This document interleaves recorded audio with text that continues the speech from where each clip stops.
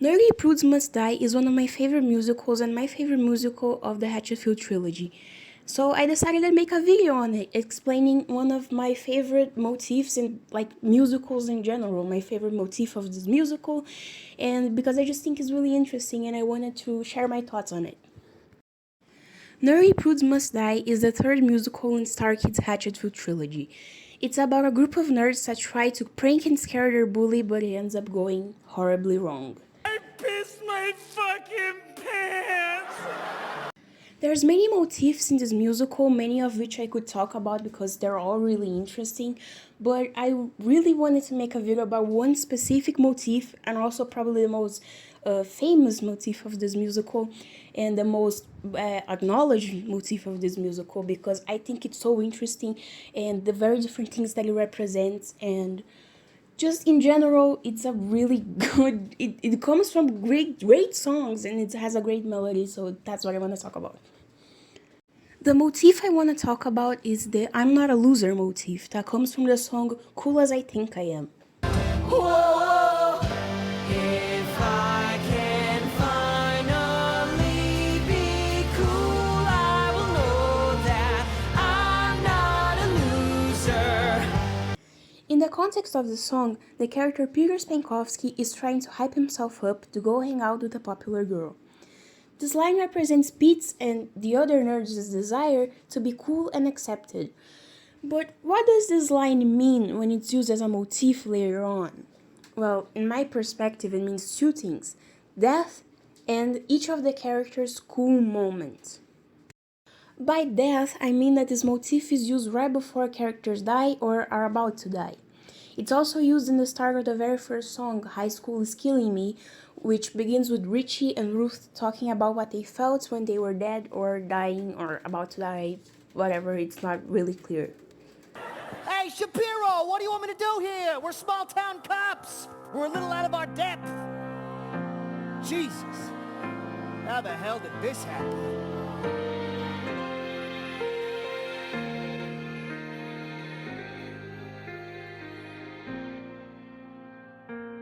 I'm dead. What I really want to get into is my theory that this motif also represents each of the characters' cool moment. So let's start with the first time it's used after Cool As I Think I Am, which is in the Act 1 finale, Nerdy Prudes Must Die. And it's also the title song, if you didn't notice. Don't kill me. I'm not a nerdy prude. I'm not a loser. I want you to repeat after me. Okay. Who will pray for me Who will pray for me when I'm gone? when I'm gone? Or until another Richie comes along. Can you repeat that one? Who will pray for me when I'm gone? Or is this the eternal dark without a dawn? Who will pray for you Who will pray for when me your body's gone? This is the consequence for what you've done. What did you say? In this section of the song, Max tells Richie to repeat after him. Richie obeys and does exactly what Max tells him to do. He's been bullied by Max since forever and is clearly submissive while talking to him, as seen in other scenes. Sorry, Max. My mistake. I never intended to walk through your hallway.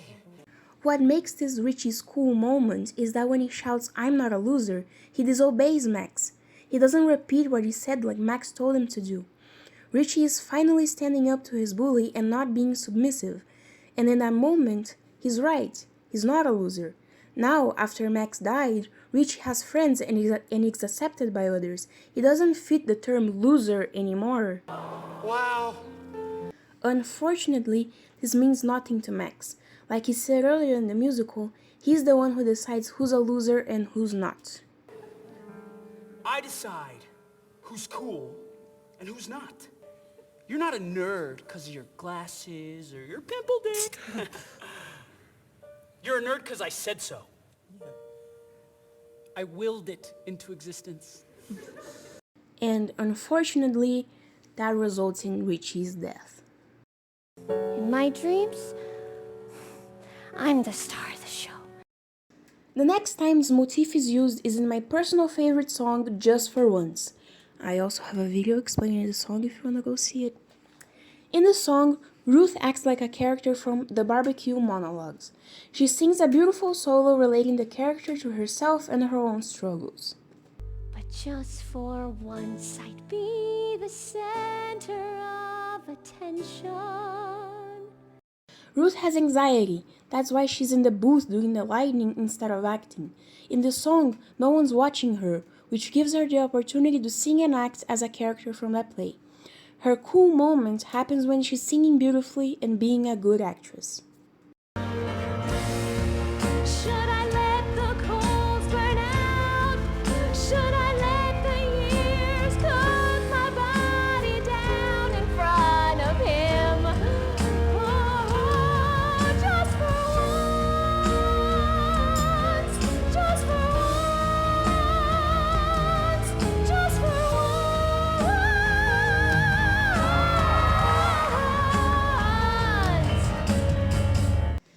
This is because Ruth's biggest dream is to act. She wants to be able to sing and act on a stage, but she's not able to because of her anxiety, her greasy skin, and because she's a loser. In this moment, she does everything she always wanted to. That's why she's not a loser. She can sing well. She can be a good actress. She just knows that she won't be able to do it in front of an audience. She sadly dies right after the song is over, with Max splitting her in two with a wedgie. Steph, I know what those things want you to do. Pete actually has two cool moments. The first one is when he's telling Steph that she has to kill him. No.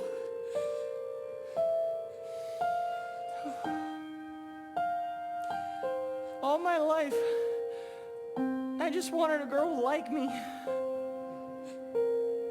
But I guess it's not all roses, huh? The second one is in the reprise of Cool as I Think I Am, where he tells Steph once again that she has to do it. If I loved you, if I can find if I loved you, I would show it. If I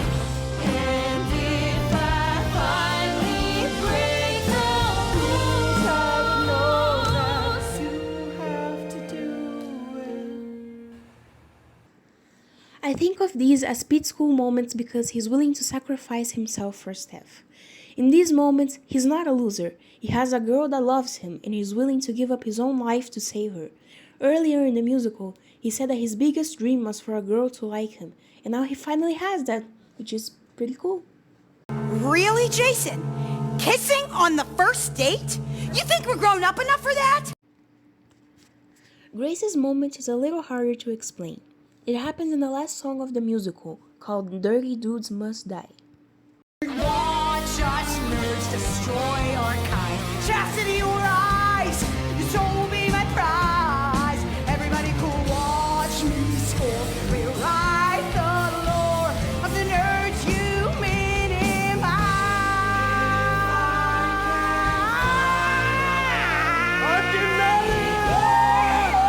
Run, you little bitch! Who will pray for you when your body is gone? This is the consequence for what you've done. In this song, Grace uses the power of the Black Book to devour the souls of guys she sees as perverts. I interpret her cool moments as her becoming the next Max Jaegerman. Well, yes, the nerds were freed from Max. Now Grace is the new tyrant. Now she's the one going after people who don't fit her idea of clean, just like Max went after people who didn't fit his idea of cool. But that's just my perspective, that's how I personally interpreted this motif. I'm sure there's people out there who made other theories on what it could mean, but I just wanted to share what I've been thinking about for a while now, ever since I watched this musical. And so it's been fun. A great video, awesome, bye. Hello, I mean not hello, bye.